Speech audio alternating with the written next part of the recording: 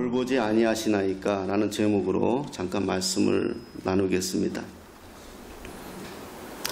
예수님의 제자들과 함께 예수님께서 갈릴리 바다를 건넙니다. 제자들과 함께 배를 타고 건너시게 되는 거죠.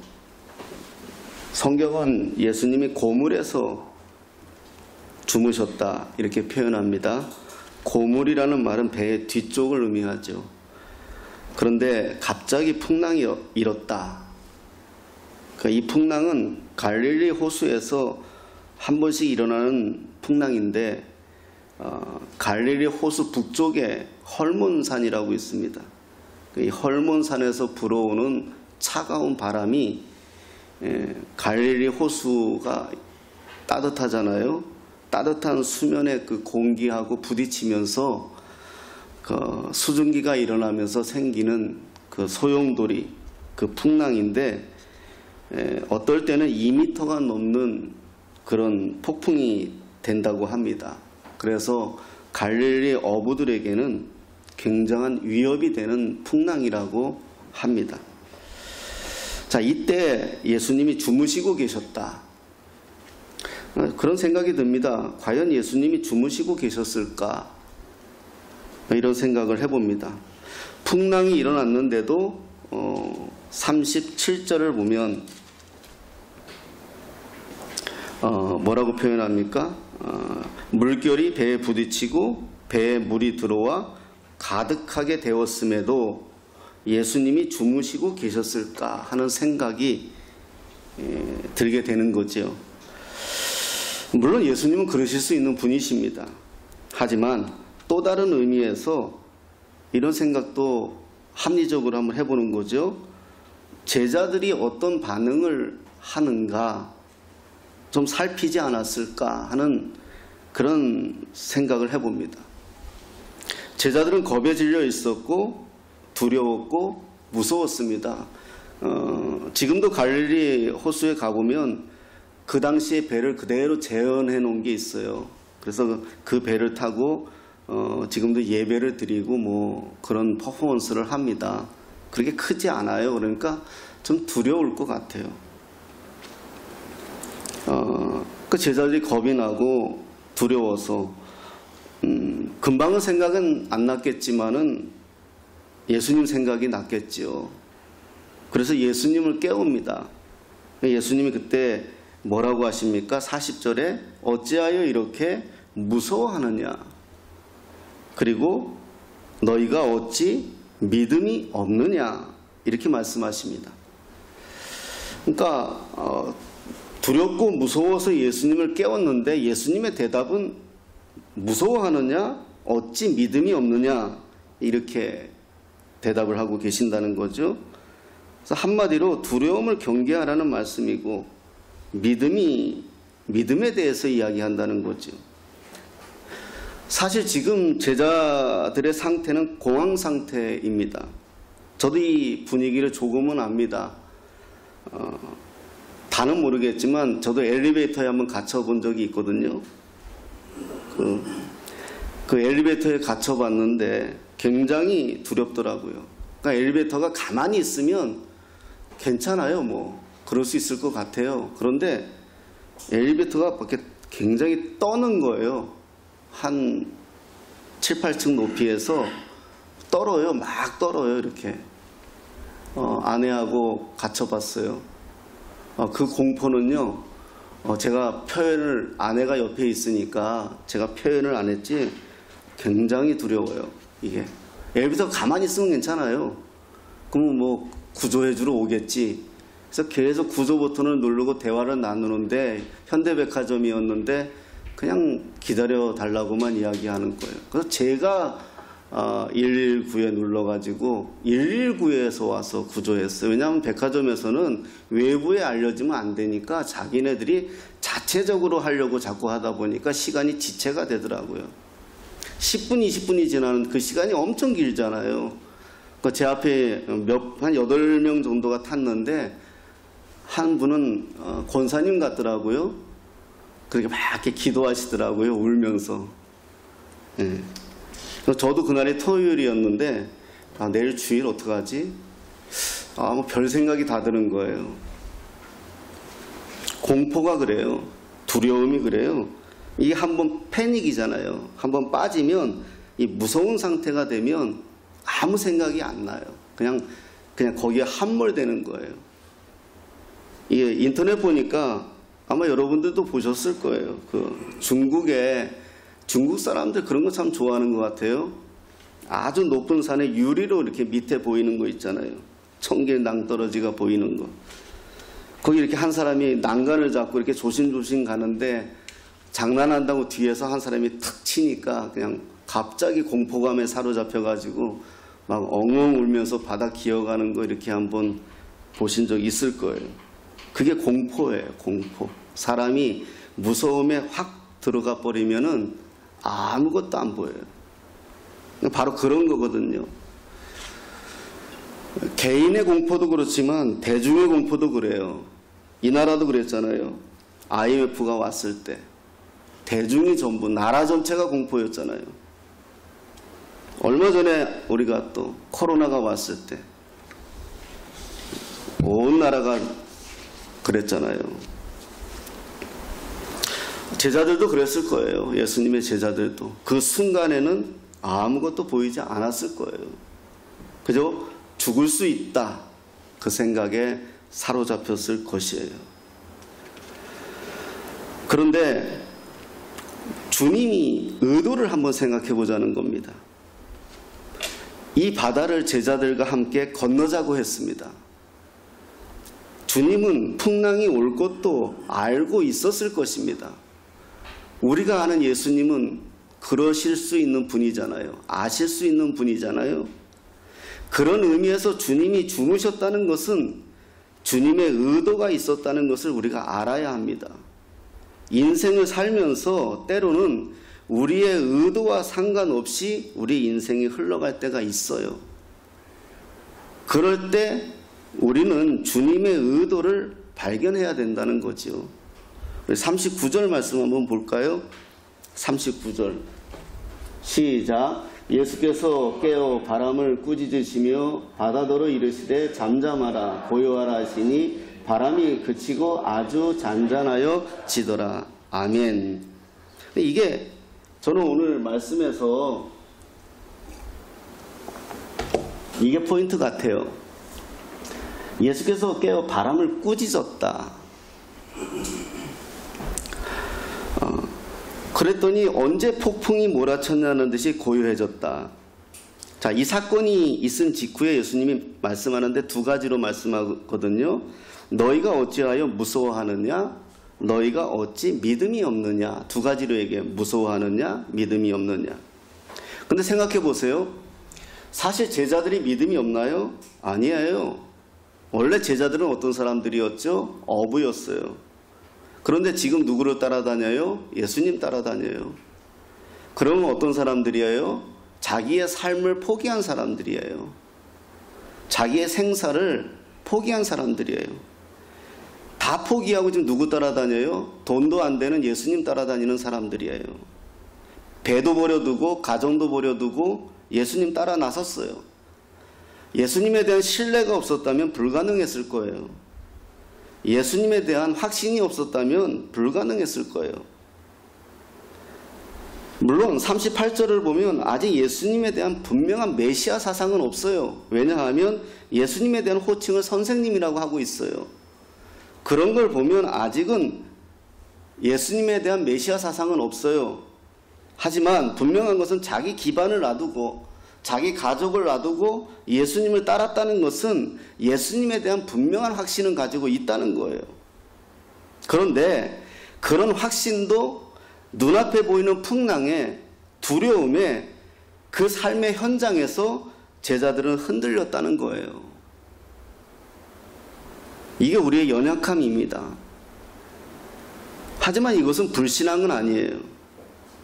신앙이 있지만 믿음이 있지만 믿지 못함이 아니라 잠시 공황 상태가 온 거라는 거죠. 우리가 살다 보면 어느 한순간에 믿음이 없는 것처럼 살 때가 있어요.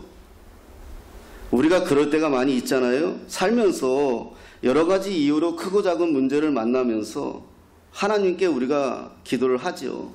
여러분 부부관계도 그렇지 않아요? 남편이 그렇게 신앙이 좋아요? 아내가 그렇게 신앙이 좋아요?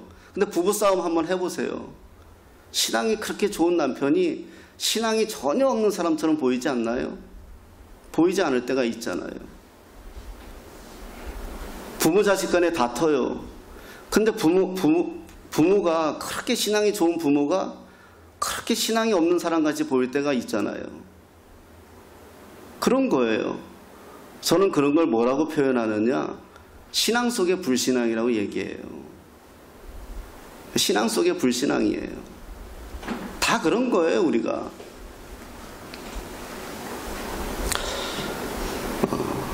잠시 공황 상태가 오는 거죠. 우리가 살다 보면 그럴 때가 많이 있어요. 이걸 극복해 나가야 되는 거거든요. 이걸 극복해 나가야 되는 거예요. 우리가 기도를 하죠. 저도 지난주 여러분에게 카페교회에 대해서 브리핑하고 3일간 세미나가 있어서 가서 나름 기도도 하고 쉬기도 하면서 금식도 하면서 선배 목사님들에게 조언도 얻고 또 전화도 하고 침묵도 하고 다양한 생각들을 해봤어요. 물론 어느 것 하나 결정하진 않았습니다. 저는 하나님이 침묵하면 저도 침묵해요. 다만 기도하면서 주신 마음이 있어서 뭐 여러 가지 또 생각도 하고 저쪽에다 조건도 이야기해 놓고 또 기다리고 있고 또 그러면서 내 마음에 조바심도 있고 또 그래요. 그러면서 제가 오늘 말씀도 준비하면서 바로 그 생각을 한 거예요. 아, 신앙 속의 불신앙. 내가 믿음이 있다면서 내 믿음을 내 삶에 적용시키는데 실패할 수도 있겠구나라는 그런 마음이 들었다는 거예요. 전능하신 하나님을 믿으면서도 그 전능하신 하나님을 믿지 못하는 아이러니가 발생할 수 있다는 거예요. 지금까지 하나님이 일하셨고 역사하셨고 살피셨다는 것을 몸소 체험했으면서도 내 인생을 돌이켜 볼 때에 57년간 하나님은 한 번도 나를 외면치 않았다는 것을 알고 있으면서도 순간순간 공황 상태가 올 때에 나도 제자들과 별다를 바 없이 살려달라고 아무 생각 들지 못하는 그런 상황이 올 수 있구나. 이 생각을 했다는 거예요. 나라는 사람과 꿈꾸는 교회와 기도하는 모든 것들을 이루어 오셨어요. 그런데 믿음을 적용하는데 실패하는 제 자신을 보게 되면서 다시 한번 이 시선을 한번 고정시켜 본 거예요.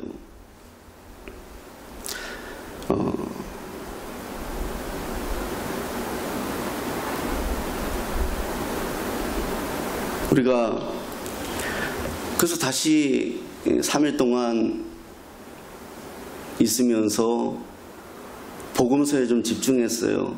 마태복음서부터 요한복음까지 3일 동안 제가 한 2번 반 읽었어요. 예, 새벽에도 읽고 어느 날은 새벽 2시 반까지도 읽고요. 읽었어요. 그냥 말씀에 집중했어요. 복음서에. 그러다가 오늘 본문을 설교의 제목으로 잡은 거예요. 이 말씀에 제가 제자들의 이 모습이 제 모습이었어요. 허둥지둥대는 이 모습이 제 모습이었어요. 너희가 어찌하여 무서워하느냐? 너희가 어찌 믿음이 없느냐? 이 말씀이었어요. 이 내용을 가지고 고민을 한 거예요. 자, 그런데요. 다시 아까 그 말씀 한 번만 더 띄워주실래요?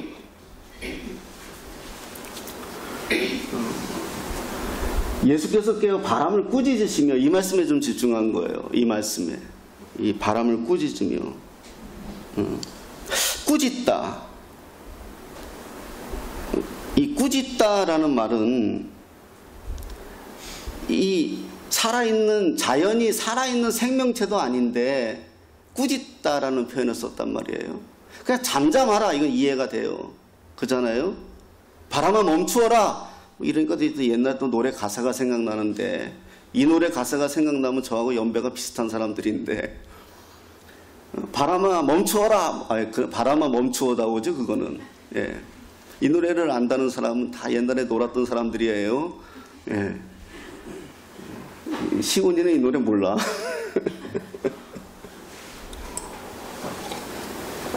그럼 내가 이해가 되는데, 꾸짖다. 이해 좀 꼽혔어요. 왜 바람을 꾸짖다? 바람아 멈추어라.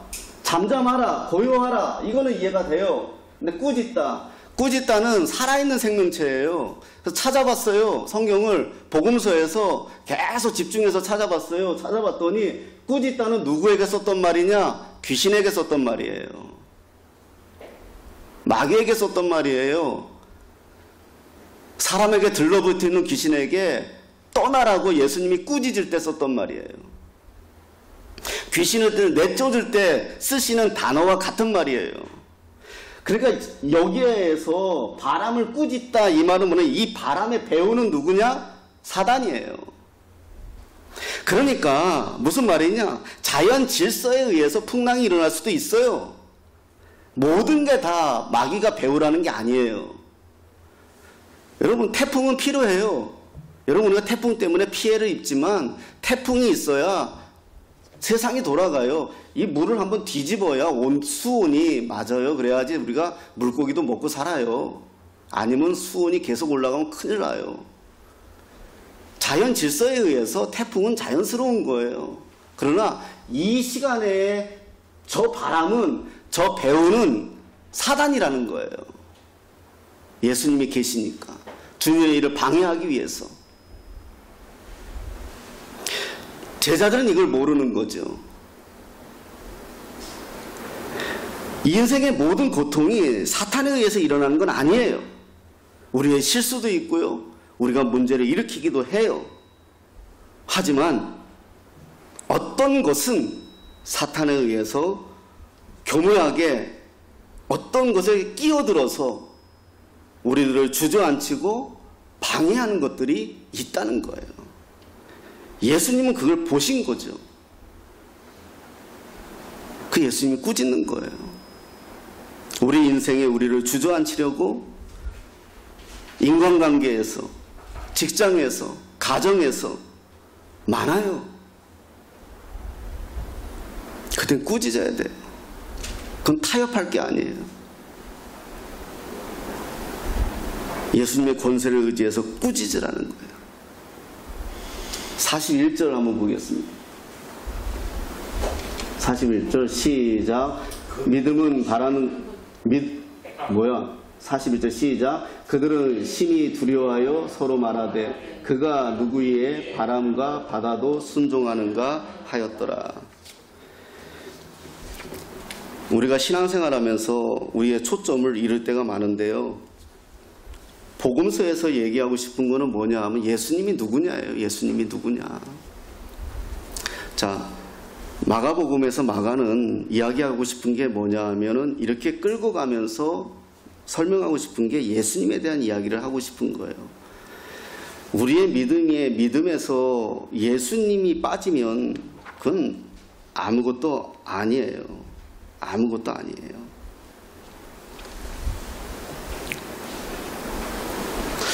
다시 좀 돌아가서 이야기를 해보면 이겁니다. 자, 믿음에 대해서 생각을 많이 해봤어요. 예수님이 말씀하셨죠. 뭐라고 말씀하시고 어찌하여 믿음이 없느냐, 어찌하여 무서워하느냐. 이 말씀을 해석하면서 묵상하면서 이 말씀에 대해 다시 들으려고 애썼습니다. 지금 네 믿음은 뭐냐? 다시 주님이 내게 무엇을 말씀하려고 하시는지 들으려고 애썼어요. 다시 말씀을 통하여 주님은 나의 믿음을 어떻게 말씀하시는지를 좀 살펴보고 싶었어요. 제가 지난 새벽기도에서 계속해서 반복해서 드린 말씀이 히브리서죠. 우리 지금 새벽기도에 지금 여호수아를 보고 있는데 말씀드린 게 새벽에서 본 게 우리 히브리서 11장 1절 한번 읽겠습니다. 시작. 믿음은 바라는 것들의 실상이요 보이지 않는 것들의 증거니. 이 실상은요 번역을 저렇게 해놨는데 확신이에요. 확신. 그러니까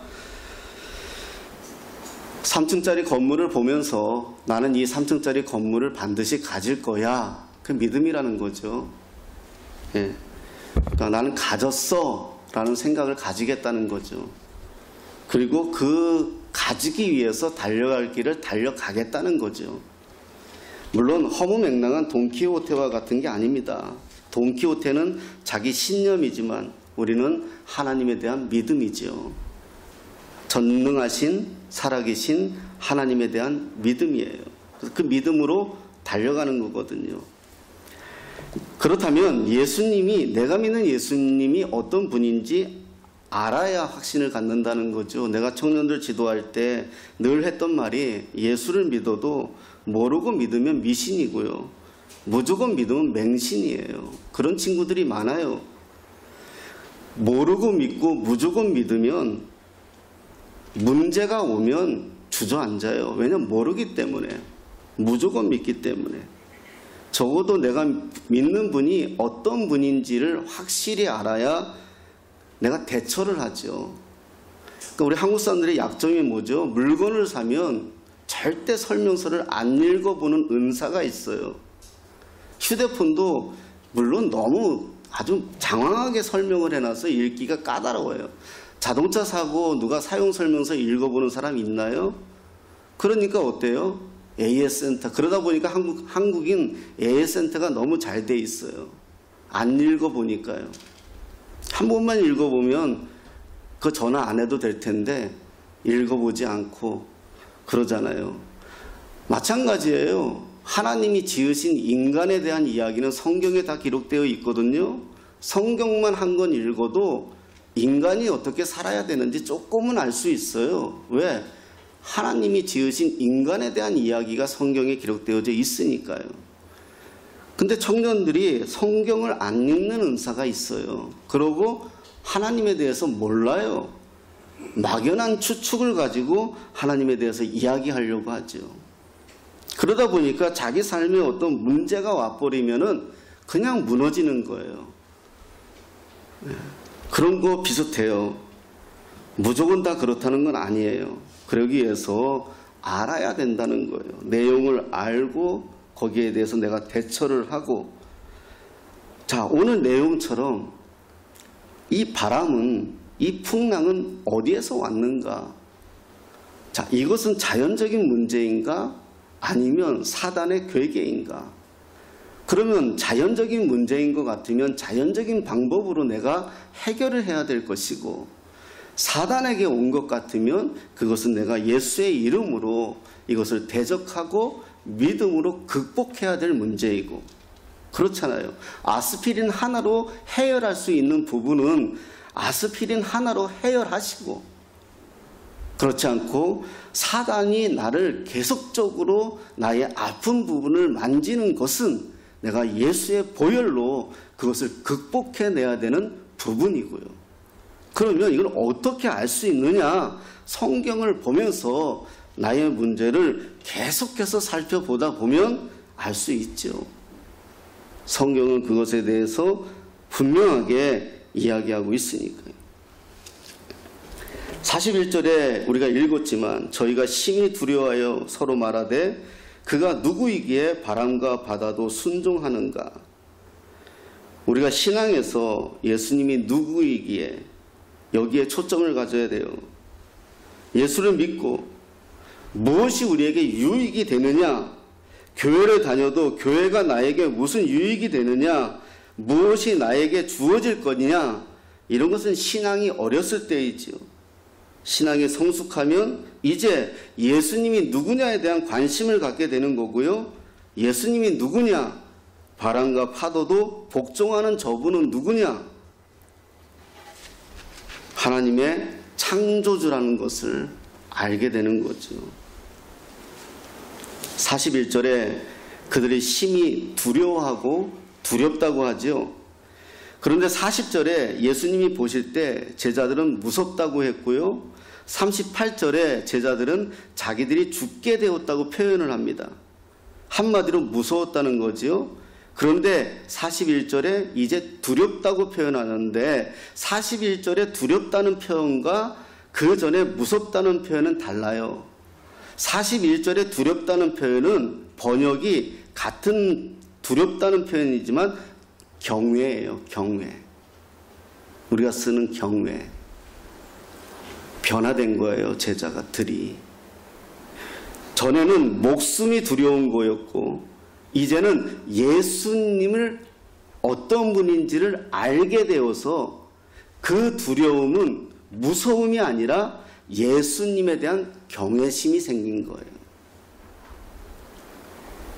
놀라움이 생긴 거예요. 이게 중요합니다, 여러분. 신앙생활 하면서 하나님에 대한 놀라움. 내가 신앙생활 하면서 그 놀라움을 발견하고 그 경외를 발견하고 아, 하나님은 이런 분이구나. 지난 금요일이었어요. 제가 한 주간 굉장히 고민하며 일주일을 보냈습니다. 여러 가지로 고민을 많이 했죠. 못하는 금식도 하면서 기도했어요. 단순히 카페 교회만은 아니고요. 여러 가지 목회에 대한 생각도 해보고요. 나는 이것이 옳다고 여겨서 달려왔는데 또 불편함도 줄 수 있겠구나 이런 생각도 했고요. 그러다 저를 많이 사랑하는 또 어른 목사님하고 통화를 하게 되었어요. 이런 대화를 나눴죠.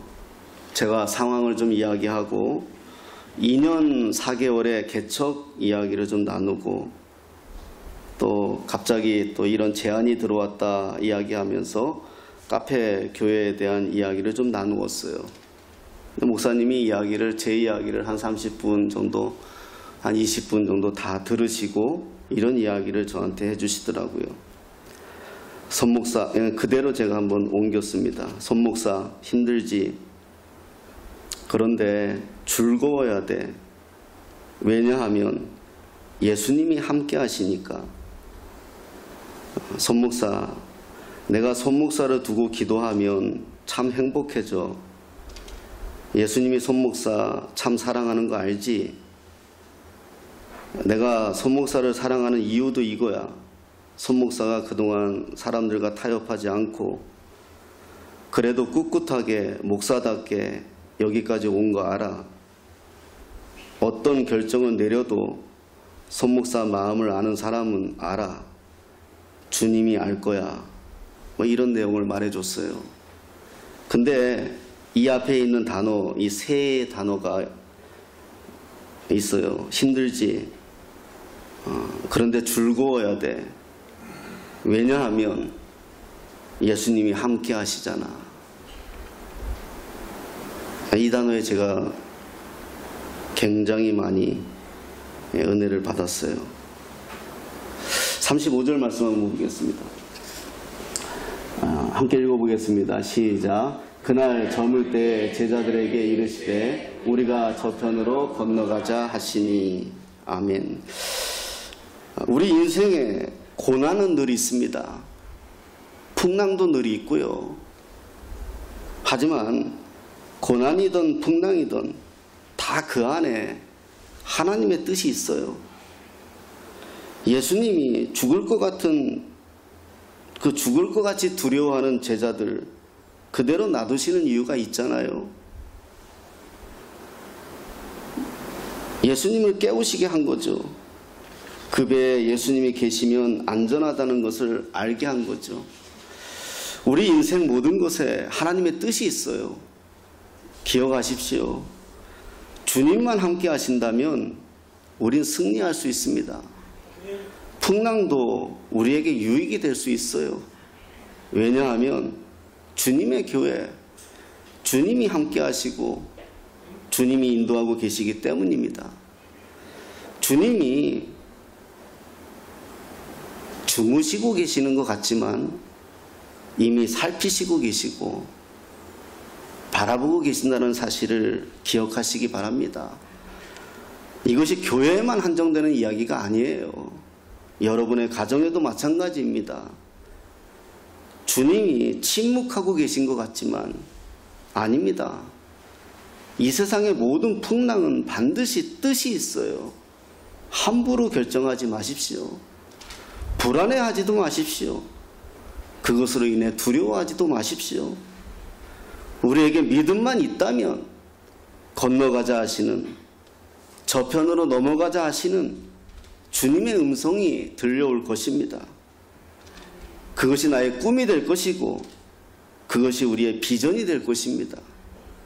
이 위대한 고백을 붙잡으십시오. 그러면 즐거움이 될 수 있습니다. 왜냐하면 혼자가 아니기 때문입니다. 우리는 혼자인 것 같고 아무도 없는 것 같지만 아닙니다. 기억하십시오. 항상 주님이 계시고 지금도 주님이 저와 여러분을 살피고 계십니다. 그 주님을 신뢰하십시오. 그 주님을 붙잡으십시오. 그러면 저와 여러분을 대신해서 저와 여러분 앞에 놓여있는 문제를 예수님이 꾸짖어 주실 것입니다. 그러면 해결될 것이고 주님과 함께 그 길을 걸어가면 되는 겁니다. 실패하면 어떻습니까? 때로는 넘어지면 어때요? 주님이 다시 일으킬 것이고 주님이 다시 우리를 세워줄 것이지요. 넘어지는 것은 문제가 되지 않습니다. 주님의 손을 놓치는 게 문제지요. 제가 새벽에 말씀드렸죠. 마라톤은 42.195km입니다. 42km 뛰고 주저앉으면 꼴등입니다. 42km 1등으로 달리다가 주저앉으면 꼴등이에요. 42km 꼴찌로 달리다가도 마지막 7km 완주하면 사도 바울의 고백처럼 달려갈 길 달려가 신앙의 자세입니다. 풍랑이 와도 바람이 불어도 달려가는 것입니다. 제가 새벽에 저도 이 말씀에 굉장히 은혜를 받았습니다. 알고 있는 내용이면서도 은혜를 받았죠. 우리 다시 한번 이 말씀 보고 민수기 13장 33절 말씀 보겠습니다. 한번 읽겠습니다. 시작. 거기서 네피림 후손인 아낙 자손의 거인들을 보았나니 우리는 스스로 보기에도 메뚜기 같으니 그들이 보기에도 그와 같았을 것이니라. 아멘. 오늘은 좀 제가 솔직해지고 싶어요. 제가 나이가 57인데 평생 목회를 했는데 참 여러 가지로 많이 부족하더라고요. 참 스스로 보기에 메뚜기 같더라고요. 제 자신이요. 여태까지 설교하면서 이스라엘 백성들을 후들겨 팼는데 제 모습이더라고요. 이 말을 할 때 이스라엘 백성들이 하나님을 믿고 가나안 땅에 들어갈 거라고 쫓아왔는데 12명의 정탐꾼들이 가서 보고 오더니 야, 저 안에 가보니 네피림이란 말을 듣기만 해도 이 창세기에 나오는 말 아닙니까? 네피림 대장부란 말이거든요. 큰일 났다. 아낙 자손들이 있다. 거인들이 있다. 우린 쟤들 보기에 메뚜기 같다. 우린 못 들어간다. 바로 그렇게 나오는 거거든요. 그런데 여호수아 11장, 우리가 지금 여호수아 보고 있잖아요. 새벽에요. 여호수아 11장 21절 보겠습니다. 시작. 그때 여호수아가 가서 산지와 헤브론과 드빌과 아낙과 유다 온 산지와 이스라엘의 온 산지에서 아낙 사람들을 멸절하고 그가 또 그들의 성읍들을 진멸하여 바쳤으므로 여기에서 정신이 번쩍 들었어요. 아낙 사람들을 멸절하고 이스라엘 백성들이 아낙 사람들을 보고 두려워서 도망가자 했는데 결국 하나님은 아낙 사람들을 멸절하고 케이스 바이 케이스도 있겠죠. 그러나 결국은 우린 이거 믿는 거잖아요. 하나님이 하십니다. 우리 인생에 다 하나님 말씀대로 됩니다. 이걸 얘기하는 건 아닙니다. 그러나 다시 한번 우리가 우리의 믿음을 정비하고 고민하고 소망을 하는 것은 우리가 다시 한번 하나님의 말씀에 대한 소망을 갖고 저와 여러분들이 가지고 있는 산재에 있는 것들이 있을 것입니다. 기도하는 것들이 있을 것입니다. 직장에서도 있을 것이고 가정에서도 있을 것이고 삶의 현장에 있을 것입니다. 안악자손들 같은 것들이 있을 것입니다. 풍랑과 같은 것들이 있을 것입니다. 두려운 것들이 있을 것입니다. 아침에 눈을 뜨면 어떻게 하지 하는 것도 있을 것입니다. 그런데 분명한 것은 하나님이 그것을 저와 여러분들의 믿음과 저와 여러분들의 삶으로 반드시 그것을 어느 날 하나님의 뜻에 의해서 이루어 가신다는 사실을 우리는 믿고 오늘도 그 믿음으로 우리가 부른 찬양처럼 평안으로 나가는 겁니다. 오늘 제목이 돌보지 아니하시나이까. 돌보십니다. 반드시 하나님은 고아와 가부같이 버려두지 아니하시겠다 약속하셨습니다.